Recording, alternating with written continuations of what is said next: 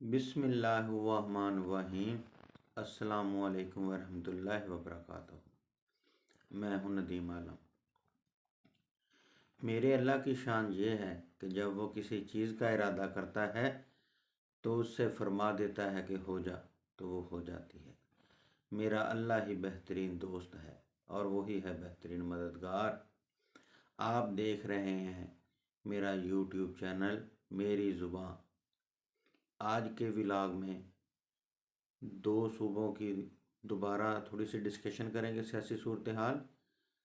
जबकि अब बल्ला छिन चुका है पीटीआई से खैबर पख्तूनख्वा की, पंजाब की और उसके साथ तीसरे सूबे थोड़ी सी सिंध की भी करेंगे बात कि तीनों जमातों की क्या सूरत हाल है। क्योंकि पीटीआई के जो उम्मीदवार हैं वो तो अब आज़ाद उम्मीदवार हैं और आपको पता चल ही गया है कि इंतखाबी निशान भी कहीं पे चारपाई है, कहीं पर मिलते जुलते निशान आते हैं, कहीं पर हुक्का है, कहीं पर जूता है और अजीब किस्म के समझने के निशानात दिए गए हैं जानबूझकर इलेक्शन कमीशन ने, जो कि कभी ना सुना।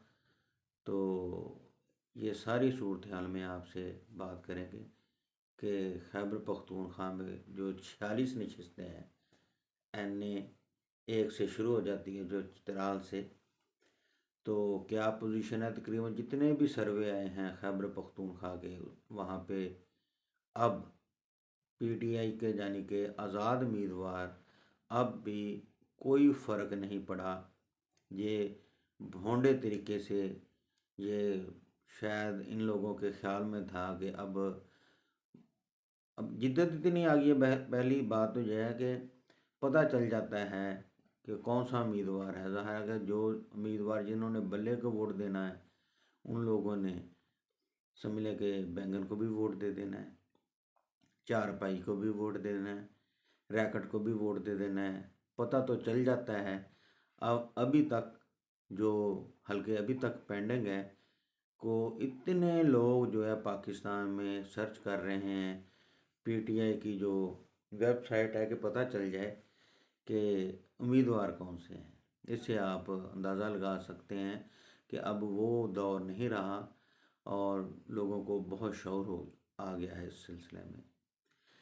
तो मकसद ये है कि पहले व्लॉग में भी मैंने आपको बता दिया था कि पीटीआई की जो गिनती है ना, वो 40-42 से शुरू होगी।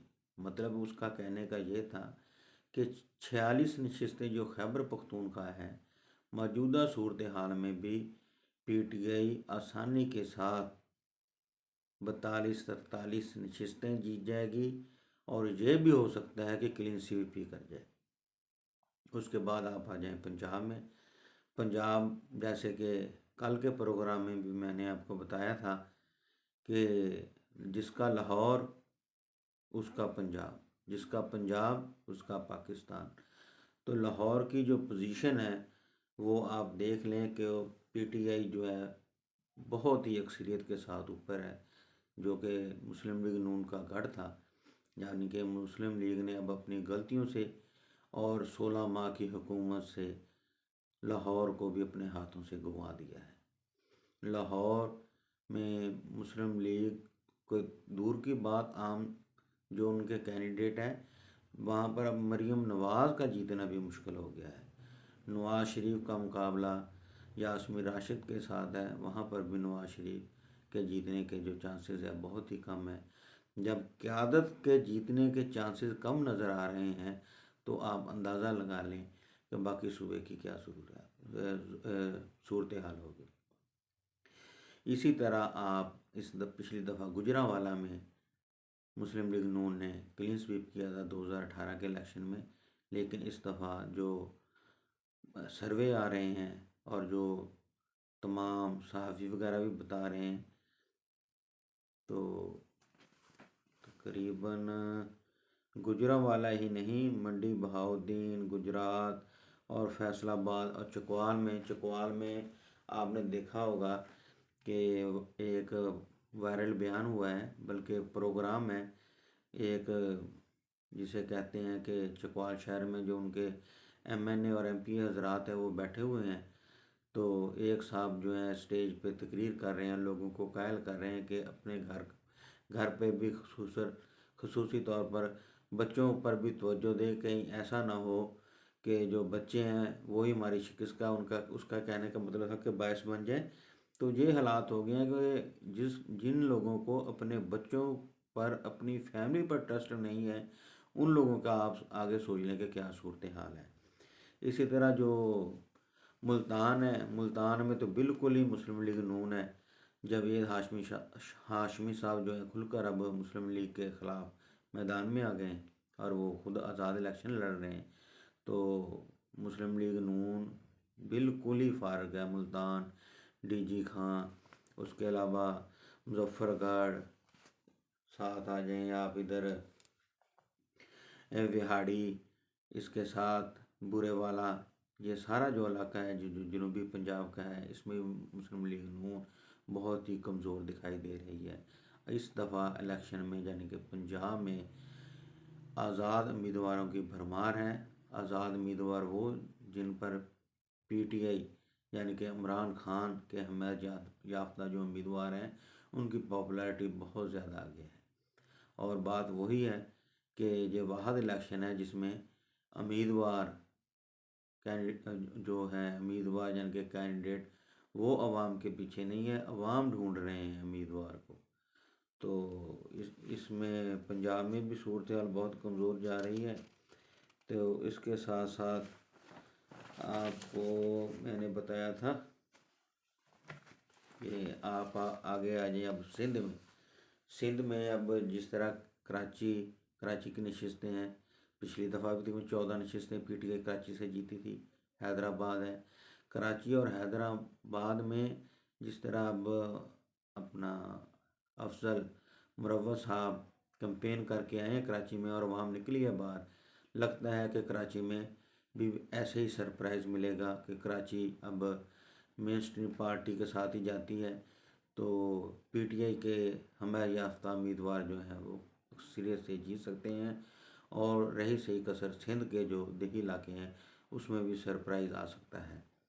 तो आज बिलावल भुट्टो साहब ने कैंपेन शुरू की है और हैरत होती है जब बिलावल साहब कहते हैं कि एक मौका मुझे दें, तो चार चार मौके दिए हैं। मियां नवाज शरीफ साहब के बारे में वो कह रहे हैं कि इस्टेब्लिशमेंट को भी कह रहे हैं अशारों किनारों में, और अपनी जो है वो भी सीवी पेश कर रहे हैं कि एक मौका मुझे दें। भाई आपको 2008 में अल्लाह ताला ने मौका दिया था। 2008 में आपने जो समझ लें कि तबाही मचाई मुल्क की, वो किसी से ढकी छुपी नहीं है। कि जो नारा है खुसूसी तौर पर आपके वालिद मोहतरम का कि खाओ भी और खिलाओ भी, डॉक्टर आसम 400 अरब रुपए की करप्शन, शर्जील मेमन उसके कारनामे, अपना जो मीटर रीडर है सखर वाला खुर्शीद शाह साहब उसके कारनामे, कि इन्होंने जिस तरह मुल्क को लूटा, दोनों हाथों से लूटा। तकरीबन हर शहर में 6-6, 7-7 बल्कि 10-10 सीएनजी स्टेशन के परमिट दिए इन लोगों ने पैसे लेकर। 400 अरब की करप्शन के जो इल्ज़ामात लगे हैं डॉक्टर आसम पर, वो ऐसे ही नहीं लगे। तकरीबन हर शहर में 10-10 इन लोगों ने सीएनजी स्टेशन के परमिट दिए। वो अब सभी के सभी बंद पड़े हैं। मुल्क से गैस का जो बहरान आया है वो इसी के दौरे हुकूमत में यानी कि जनाब जरदारी साहब के जो कमालात हैं, अगर खुदा ना खास्ता ये दोबारा आ गए या किसी तरह कोशिश करके दोबारा ये पीपल्स पार्टी की हुकूमत बन गई, जो कि मुझे तो लगता है कि नवाज शरीफ साहब के आने के चांसेस नहीं है। इसीलिए वो सदर का शोशा इन्होंने छोड़ा हुआ है, वो ऊपर सदर में ही जाएंगे तो ये मुल्क के हालात बिल्कुल ही बेड़ा गर्क कर देंगे। तो खुदारा इस बारे में सोचें और इस मुल्क को बचाएं। ये मुल्क जो है इसे चिरागा ना बनाएं। तो पाकिस्तानी अवाम पर छोड़ दें, पाकिस्तानी अवाम इंशाल्लाह बेहतर फ़ैसला करेगी। इसमें आप लोग जो हालात बना दिए आप लोगों ने, सभी ने मिलकर, हमारी अदलिया ने, इस्टेब्लिशमेंट ने, तो अपने अपने फ़राइज़ पर आए सभी। इस अब एक बात रह गई कि मोहसिन नकवी साहब ने जिस तरह पाकिस्तान में गाड़ियाँ तकसीम की हैं, $1 अरब का कर्जा लिया, मुल्क का कितना शोर मचाया कि $1 अरब खुदा ना खास्ता अगर ना मिला तो क्या हो जाएगा। भाई $1 अरब अगर मिल गया तो उसके बाद हशर आपने क्या किया? तकरीबन $1 अरब की गाड़ियाँ आपने पूरे पंजाब में बांट दी, डाले बांट दिया आप लोगों ने ACDC को। तो इस तरह जो है ना, मुल्क के ख़जाने के साथ जो खिलवाड़ कर रहे हैं ना, तो खुदारा इसको छोड़ दें। तो बिजली जो है इसकी तरफ, इसको अवाम को कुछ रिलीफ दें, बिजली सस्ती करें, गैस सस्ती करें। और मुल्क में माला माल है, सिंध में, बलूचिस्तान में, तो कंपनियों को आप ठेके दें, तवज्जो दें। ये मुल्क है, जब तक आप बरामदात नहीं बढ़ाएंगे ये मुल्क का हाल ऐसे ही होगा। तो आखिर में थोड़ी सी आज के जो हैं जो कहते हैं कि वायरल बयानात हैं वो आपसे डिस्कस कर लेते हैं। एक तो फिर यही है ना कि फिर दोबारा आज भी वायरल बयान यही है ज़्यादा कि आपका वोट अबाबिल के चोंच में वो कंकर है। आपका वोट अबाबिल के चोंच में वो कंकर है जो इस मुल्क के हाथियों से आपकी जान छुड़ा सकता है। फैसला आपका। तो इस बारे में सोचें, वोट के लिए निकलें। 8 फरवरी को ज़्यादा से ज़्यादा आवाम निकले, टर्न आउट 70-80% होना चाहिए। ये ना समझे कि आपका वोट चुराया जाएगा। 2002 में तुर्किया में तैयब उर्दगान भी जेल में था, अवाम वोट डालने के लिए निकली, उसकी जमात कामयाब हुई। और अब तुर्की के हालात देख लें, उससे पहले तुर्की के भी हालात ऐसे ही थे जैसे अब पाकिस्तान है। ये वोट की एक ताकत है जिसके बारे में आप लोगों की बातों में ना आए कि आपका वोट चुरा लिया जाएगा। इलेक्शन से पहले धांधली होती है जो अब तक हो गई है, जिसे कहते हैं ना कि पानी में दूध मिलाया गया है। इस दफ़ा पहले दूध में पानी मिलाते थे, इस दफ़ा पानी में दूध मिला दिया है। लेकिन इलेक्शन वाले दिन अगर अवाम निकल आई, इलेक्शन के दिन 10-10, 12-12 पोलिंग एजेंट बैठे होते हैं, रिज़ल्ट मिलता है। इलेक्शन के दिन धांधली करना बहुत ही मुश्किल होता है। मेरी भी आपसे दरख्वास्त है कि इलेक्शन के दिन आप निकलें। उसके बाद अगला वायरल बयान है कि मुल्क के साथ जितनी बड़ी गद्दारी करोगे उतना बड़ा प्रोटोकॉल मिलेगा, जितनी बड़ी वफा करोगे उतनी बड़ी सज़ा मिलेगी। ये तस्वीर इस पे लगी हुई है अपना डॉक्टर अब्दुल कदीर ख़ान साहब की। तो जो वाकई जिन्होंने मुल्क के साथ वफा की, मुल्क को एटमी क़ुव्वत बनाया, और उसके साथ हम ये हमारा मोहसिन है जो डॉक्टर कदीर, अल्लाह उसे जन्नतुल फिरदौस में आला मकाम दे, वो डिसहार्ड होकर ही दुनिया से गया है कि पाकिस्तान की अशराफिया ने हमारी उसके साथ अच्छा सलूक नहीं किया। उसके बाद अगले जो बयान है, बल्कि ये पैनाफ्लेक्स लगे हुए हैं लाहौर में। ऊपर मियाँ नवाज शरीफ साहब की तस्वीर है, नीचे मरीम की तस्वीर है और अलीम खान की इकट्ठे की तस्वीर है।